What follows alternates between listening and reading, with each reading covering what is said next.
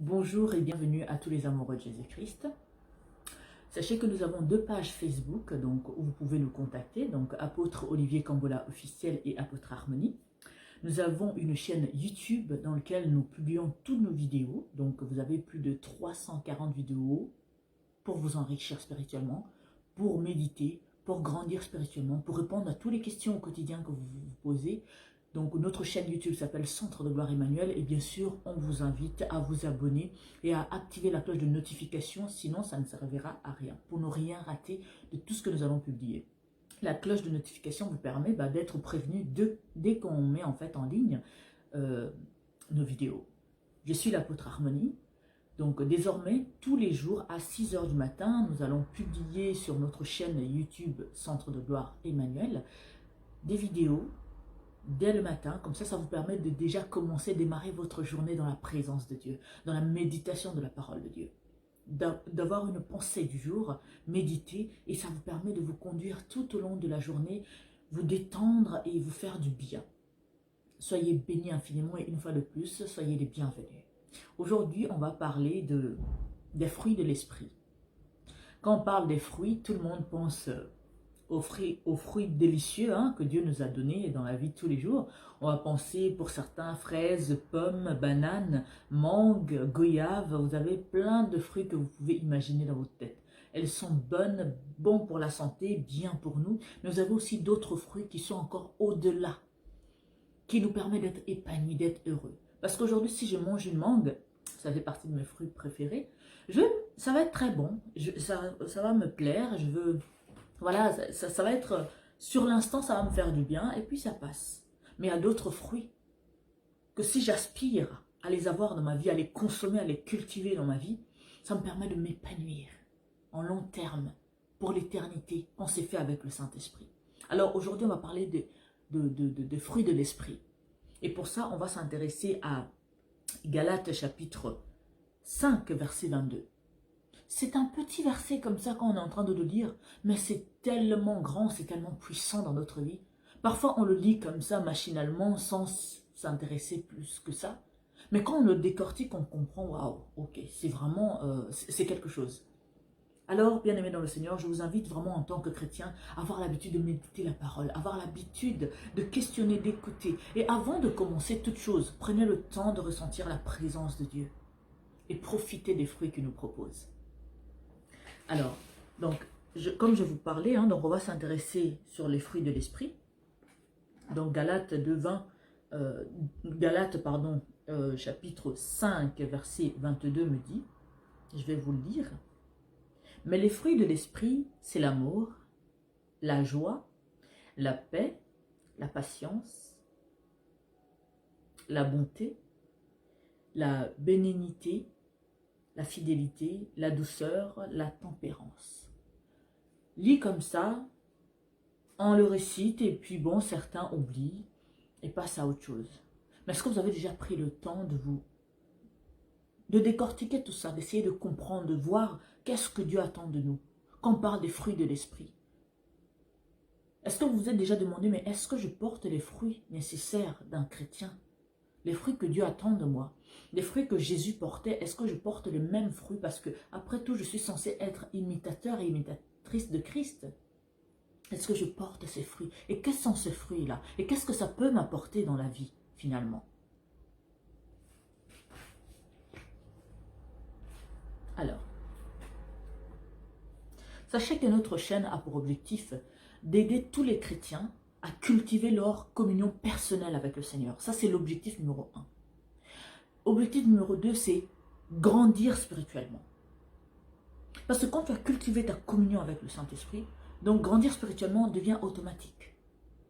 Être à l'écoute du Saint-Esprit, s'habituer à toujours questionner le Saint-Esprit. Parce que c'est comme ça qu'on grandit avec le Seigneur. Je vais continuer. Donc, j'ai décortiqué donc la liste du coup de ce merveilleux verset qui est tout petit, mais qui est juste parfait pour tout être humain, a besoin de porter ces fruits-là pour être épanoui personnellement. Parce que finalement, c'est quoi le but de la vie si on n'est pas épanoui, si on n'est pas sauvé? Bon, tu es chrétien, tu as donné ta vie en Christ, d'accord. Maintenant, cette vie que tu mènes pendant tout le temps que tu passes sur sur cette terre, pardon. Mais à quoi ça sert si tu ne le passes pas dans l'épanouissement total? Et pour être épanoui dans la vie chrétienne, nous avons besoin de porter ces fruits. Nous avons besoin d'observer la parole de Dieu et de le mettre en pratique, de le comprendre, de le chérir, de le cultiver en nous, tout simplement. Donc les fruits de l'esprit, donc on a parlé de l'amour. Est-ce que tu es quelqu'un qui a la facilité d'aimer l'autre? Après, c'est vrai que on ne peut pas aimer tout le monde non plus. On ne peut pas s'entendre avec tout le monde parce que quand on marche avec Jésus, tôt ou tard, on aura toujours des problèmes avec ceux qui ne marchent pas avec Jésus, ceux qui ne le comprennent pas, ceux qui ne veulent pas cultiver des valeurs que l'Évangile me conseille de cultiver dans ma vie. Donc, demande-toi en tant que chrétien, est-ce que j'ai un amour vrai et sincère vis-à-vis de mon prochain? Est-ce que je marche selon la volonté de Dieu? Parce que marcher selon la volonté de Dieu aussi, c'est faire preuve d'amour, parce que tu aimes ce Dieu et tu veux le faire plaisir, tu veux faire sa volonté. Est-ce que tu es quelqu'un qui aime jouer avec les sentiments des autres, manipuler les autres? Parce que quand on a l'habitude de faire ça, on n'a pas l'amour en nous. Est-ce que la souffrance de l'autre te laisse indifférent ou te fait même du bien de voir quelqu'un d'autre souffrir? Parce qu'une personne qui a l'amour en lui ne peut pas se plaire à voir l'autre souffrir, l'autre être dans une situation qui le met en difficulté. Donc on a non seulement l'amour, mais la joie. Vous avez certaines personnes, mon Dieu, c'est les distributeurs de joie pour certains, et d'autres, c'est les distributeurs de tristesse, de mal-être. Vous avez des personnes qui dès le matin, la personne est de mauvaise humeur, se plaint en permanence, se plaint de son travail, se plaint de sa famille, se plaint de son mari, se plaint de ses enfants, se plaint de sa situation, se plaint de sa vie. C'est des personnes qui n'ont pas les fruits de l'esprit en eux.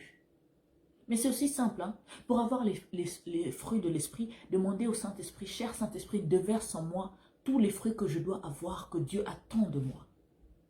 Et désirez vraiment avoir ces fruits-là, vous allez voir comment le Saint-Esprit va vous remplir d'amour, va vous remplir de joie. Parce que c'est vrai qu'au quotidien, c'est pas toujours évident. On peut rencontrer une personne qui nous embête, qui nous insulte, ou on peut, par exemple, dans les transports en commun, on peut se disputer avec je ne sais pas qui. Au volant, c'est encore pire quand on est en train de conduire. Certains ne respectent pas nécessairement les codes de la route, d'autres sont en train de klaxonner à tout va, d'autres s'insultent au volant, d'autres sont énervés, n'ont pas de patience. Dès qu'il y a le feu, oh, le temps d'attendre et de redémarrer, ça klaxonne. Donc, tout ça peut être des situations qui peuvent qui peut enlever la joie dans votre cœur, sur le coup. Mais comment faire pour reprendre tout ça? Tu commences à louer le Seigneur dans cette situation, tu commences à bénir Dieu pour cette situation qui a pour objectif de travailler ta joie et te donner la possibilité que même quand tu es dans des situations où tu es bloqué, que la joie ne peut pas être naturelle, comme quand on mange quelque chose qui nous fait du bien, ou bien qu'on regarde un film qui nous plaît, ou on est dans la fête et tout, ou on fait quelque chose qui nous plaît, ou on vient de recevoir une bonne nouvelle, que même si on n'est pas dans ces situations-là où la joie va se manifester naturellement, mais que quoi qu'il arrive, même si je me retrouve dans une situation difficile, que je sois habilité à développer quand même la joie, à tirer quelque chose de bon dans cette situation qui est manifestement pas une situation joyeuse. Donc, avoir la joie dans le cœur d'un chrétien, c'est impératif. Nous devons toujours cultiver la joie, refuser la tristesse, refuser toutes les situations. Elles peuvent exister, elles ont le droit d'exister, mais moi, je n'ai pas le droit de laisser cette situation influencer ma joie. Donc, je commence à louer le Saint-Esprit, à le bénir. Merci, cher Saint-Esprit, pour cette situation, parce que je veux sortir de là grandi. Je veux être dans la joie. Parce que c'est facile de dire que je suis contente dans des situations joyeuses, mais quand des situations mauvaises, qui ne te mettent pas du tout dans la joie, s'imposent à cet instant-là, qu'est-ce que tu fais? Tu te bats. Tu veux sortir de cette situation, tu dis Seigneur, moi, je suis un enfant de Dieu. La joie, ta parole me dit que je dois avoir les fruits de l'esprit. Et je sais, et j'ai la foi, et je le crois, que la joie, j'ai tous les fruits de l'esprit en moi. Dont la joie, par exemple. Et tu commences à louer le Seigneur. Alléluia, tu glorifies Dieu pour cette situation. Ok, je suis dans les embouteillages depuis 2 heures, c'est pas grave, je loue le Seigneur, je refuse de perdre ma joie. Donc un chrétien doit toujours veiller à ce que la joie puisse toujours être dans son cœur. Et vous avez aussi la paix. C'est vrai qu'on ne peut pas être en paix toujours avec tout le monde. Mais faites toujours tout pour cultiver la paix autour de vous. Quand vous le pouvez, restez en paix avec tout un chacun. Il ne faut pas que dans chaque situation de crise, cherchez à faire la guerre avec qui que ce soit. Non. Recherchez toujours la paix. Recherchez toujours de régler les choses à l'amiable. Recherchez toujours à régler les petits ou les grands problèmes dans une atmosphère de paix. Privilégiez la paix avant tout. Si quelqu'un ne te laisse pas le choix, tu te retires. Mais toujours la paix, la paix, la paix. Parce que quand tu as l'amour, la joie et la paix dans ton cœur, mais dis-moi, qu'est-ce qui peut influencer ta santé, ton humeur, etc. Rien. Donc, toujours dans les fruits de l'esprit, on a la patience. Combien de personnes peuvent dire aujourd'hui que c'est des êtres patients dans leur vie?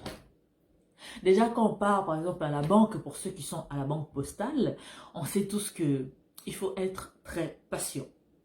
Surtout quand on arrive pendant des heures de pointe. Bon, en même temps, à la poste, il y a toujours la queue. À partir du moment où c'est ouvert, ça y est, c'est fini. Surtout ceux qui vont, par exemple, ceux qui habitent en région parisienne, si vous allez dans n'importe quel poste de Paris, c'est impossible d'arriver et de trouver qu'il y a 2 ou 3 personnes devant vous. Il y a toujours une longue queue. Et il ne faut pas être pressé. Mais ça aussi, c'est des situations qui travaillent la patience. Parce qu'avant, quand je travaillais en région parisienne, j'allais par exemple régler des affaires quand je partais à la banque et tout. Oh, mon Dieu, j'avais une heure de pause, ce qui est suffisant. Mais quand on part à la banque postale et qu'on doit faire la queue, on doit gérer des documents, faire tout ce qu'il y a à faire dans une banque, c'est pas suffisant. Maintenant, il faut garder la joie et la paix dans tout ça. Vous imaginez, vous allez à la banque postale, vous n'avez qu'une heure de pause. Vous avez perdu 30 minutes là-bas, ça c'est au mieux, hein. Vous avez perdu 30 minutes si ce n'est plus. Et quand vous revenez, donc il faut prendre le temps de garder sa joie, de ne pas laisser la situation nous stresser, d'être d'abord patient, parce que quand même on a attendu pendant 30 minutes, donc être patient sans souffler, sans s'énerver, sans râler. Donc c'est des situations qui doivent travailler votre patience. C'est vrai que ce n'est pas évident au début, mais quand on commence à s'imposer que non, je veux travailler ma patience, je ne veux pas que la situation puisse me stresser, me mettre la pression et que je commence à m'énerver, à râler, parce que quand on s'énerve, on râle, ça change quoi? Est-ce que ça fait avancer les choses? Absolument pas. Mettez-vous dans la tête que si je m'énerve, si je râle, ça ne va rien avancer du tout. C'est comme quelqu'un qui est dans les embouteillages, qui n'est pas patient et commence à klaxonner. Dis-moi, quand tu klaxonnes, là, il y a une voiture qui disparaît, tac, ça réduit la queue? Absolument pas. Donc, donnez-vous ce mécanisme-là dans la tête que non, ce n'est pas en m'énervant, ce n'est pas en râlant, ce n'est pas en criant que ça va faire avancer les choses. Donc, qu'est-ce que je dois faire pendant cette situation pour que je puisse gagner en patience? D'abord, je commence à me dire que ça ne va rien changer. Et je commence à louer le Seigneur dans mon cœur, à bénir, à remercier Dieu pour cette situation parce que ça va travailler ma patience. Je vais apprendre à être encore plus patiente dans des situations où l'impatience commence à bouillonner en moi. J'ai envie de râler, j'ai envie de me plaindre, j'ai envie de m'énerver, mais je domine sur cette situation. Donc ça t'apprend à être plus fort, à grandir de la situation. Toujours on continue, hein, dans les fruits de l'esprit. Vous voyez un peu les fruits de l'esprit, comment c'est délicieux, hein, comment c'est parfait. Parce que quand vous avez réglé tout ce que j'ai déjà au moins cité là, vous vous sentez déjà bien, vous êtes épanoui dans votre vie. Croyez-moi, je l'ai expérimenté. Au début, je râlais. Maintenant, quand j'essaye de me plaindre, par exemple, quand le bus est en retard ou qu'il y a trop de monde, je pense à tout ça, je dis, ça ne sert absolument à rien, tout va bien, je reste tranquille. Donc, au lieu que je commence à me stresser pour rien, à me mettre la pression, parce que le stress et la pression, c'est nocif pour la santé. Ça te détruit la santé à un point que tu n'imagines même pas. Donc, ça ne sert absolument à rien. Donc, j'ai parlé de la patience. On part sur la bonté. Donc, il y a beaucoup de gens, quand on parle de la bonté, ils ne savent même pas ce que ça veut dire. Ils s'en foutent pour eux. Donc, essayons d'être bons avec les gens qui nous aiment, avec notre prochain, avec même les inconnus. Parce que tu ne perds rien à être bon. Tu ne perds absolument rien à être bon avec les personnes qui t'entourent. Parce que quelqu'un qui est tout le temps mauvais dans son cœur, là, tu râles, tu insultes, tu t'énerves, tu repousses tout le monde. Tu vas te retrouver seul pour rien. Qui aime les gens qui sont râleurs, et tout le temps énervés, tout le temps révoltés? Personne. Mais quelqu'un qui est bon dans son cœur. Quelqu'un qui aspire toujours à de bonnes choses vis-à-vis des autres. Mais on a envie de l'approcher, on a envie d'apprendre à le connaître, on a envie d'en faire un ami, on a envie qu'il fasse partie de notre vie. Alors cultivez le bien-être en vous. Soyez des hommes et des gens bons. C'est vrai que dit comme ça, la personne ne va pas devenir bon du premier coup. Mais là, je m'adresse aux chrétiens.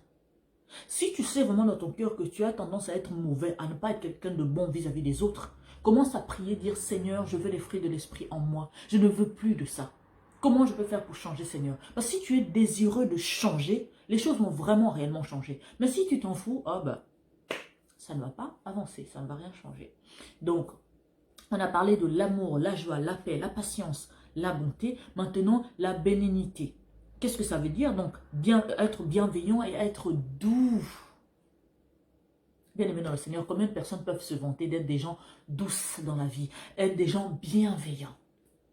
Tu dis que tu es chrétien, tu dois avoir ce genre de caractéristiques, ce genre de qualité. Si tu n'as pas encore ce genre de qualité, tu dois prier Dieu, demander à Dieu de te donner ce genre de qualité parce que tu en as besoin. En tant que chrétien, si tu as les fruits de l'esprit, tu ne peux pas manquer ce genre de choses. La douceur et la bienveillance.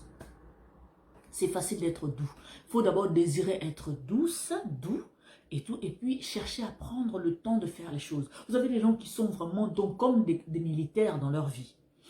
Prenez le temps de respirer, de vous poser et de faire les choses avec douceur. Parce que faire les choses dans la brutalité, d'abord c'est stressant pour vous-même et c'est stressant pour votre entourage.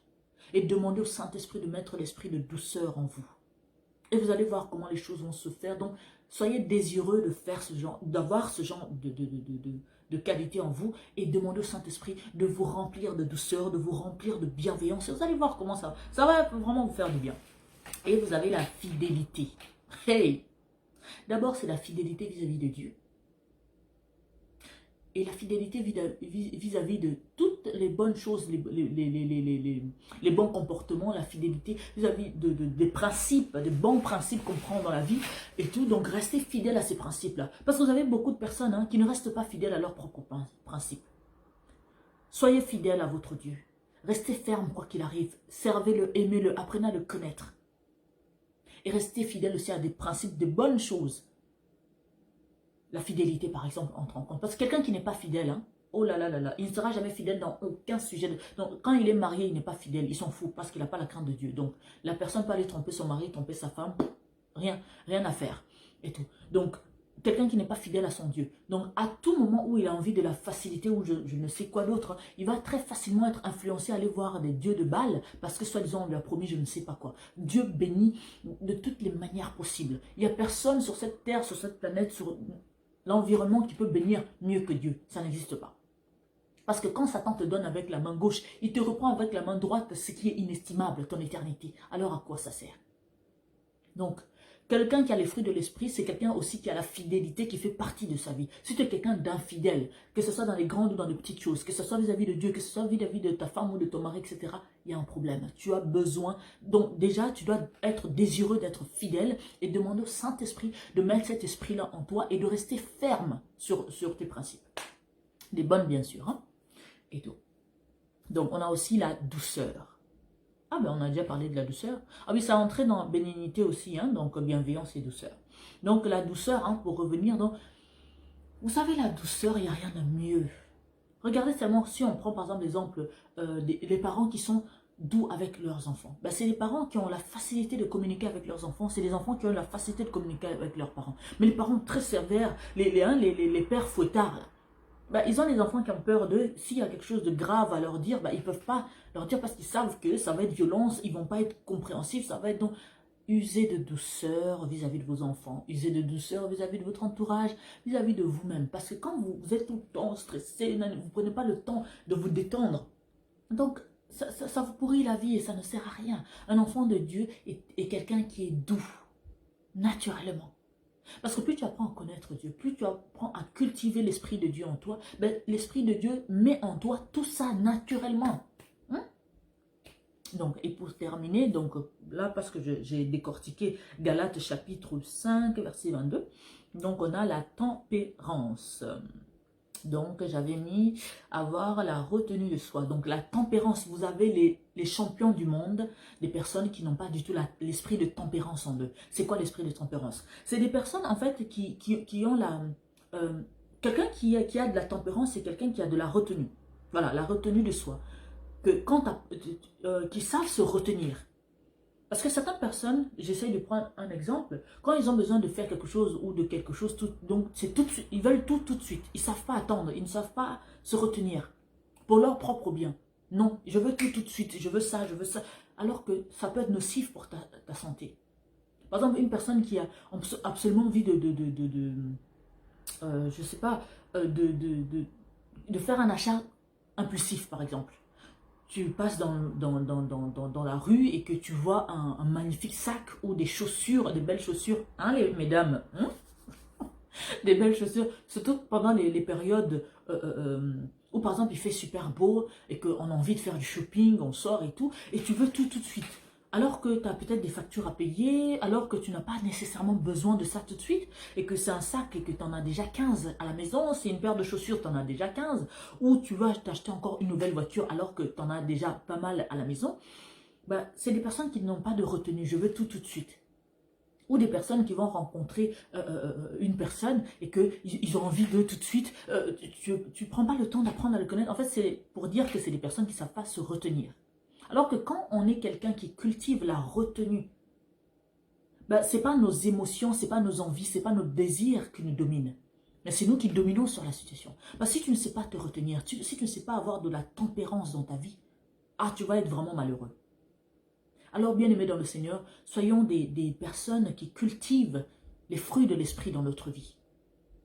Si tu ne t'es pas reconnu dans tout ce que je viens de citer, si tu n'as pas l'amour, si tu n'as pas la joie, si tu n'as pas la patience, tu n'as pas la bonté, tu n'as pas la bénignité, tu n'as pas la fidélité, tu n'as pas la douceur, tu n'as pas la tempérance, ou s'il te manque l'un d'entre eux, alors il est temps que tu puisses prendre le temps de prier, dire Seigneur, je veux les fruits de l'esprit, je veux les fruits, je veux que l'esprit de Dieu en moi puisse dominer, que l'esprit de Dieu en moi puisse prendre place, que l'esprit de Dieu en moi puisse cultiver l'amour sincère, parfait en moi, que l'esprit de Dieu puisse cultiver la paix, la joie en moi, que l'esprit de Dieu puisse cultiver la patience en moi. Je veux être quelqu'un de bon, je veux que la bonté soit enracinée dans mon cœur, Seigneur, je veux que la bénignité fasse partie de ma vie, je veux que la fidélité soit ma façon d'être, je veux que la douceur domine dans ma vie, je veux que la tempérance soit avec moi. Alors bien aimé, laissez le Saint-Esprit agir en vous, laissez les fruits de l'Esprit ancrer dans vos cœurs et prendre place, s'enraciner dans vos vies. Soyez d'abord désireux de cela et vous allez voir comment le Saint-Esprit va s'épanouir en vous. Laissez le Saint-Esprit s'épanouir dans votre vie, laissez le Saint-Esprit agir dans votre vie et vous allez voir tous les fruits de l'Esprit vont découler naturellement de vous. Je vous laisse méditer sur Galates chapitre 5 verset 22 et posez-vous de bonnes questions. Seigneur, est-ce que j'ai vraiment tout ça? Et si toi-même tu ne te reconnais pas dans tout ce que je viens de citer ou qu'il te manque un ou deux ou trois ou même tout, alors c'est le moment de prier, de dire Seigneur, moi je veux les fruits de l'esprit dans ma vie. Je veux les fruits de l'esprit, Seigneur. Je ne veux plus que cette journée passe comme ça. Je veux régler ce problème. Seigneur, je veux que mon cœur soit inondé d'amour. Je veux la joie, je veux la patience. Je veux que ce soit naturel en moi. Je veux être une fontaine de paix, une fontaine de joie. Je veux que dans mon cœur déborde toutes ces choses qui viennent d'être citées, au nom de Jésus. Que tous ceux qui seraient désireux de tout ça dans leur vie, recevez au nom de Jésus-Christ tous les fruits de l'esprit dans votre cœur. Je vous laisse méditer là-dessus et je vous dis à demain pour d'autres vidéos, pour vous enrichir spirituellement, vous enrichir dans la parole de Dieu. Et puis, je vous dis à demain, que Dieu vous bénisse infiniment, on vous aime énormément. Méditez tout ce que nous avons mis dans notre chaîne, c'est vraiment pour votre bien. Et je vous dis à demain, je m'arrête là pour aujourd'hui. Ciao, ciao, que Dieu vous bénisse infiniment.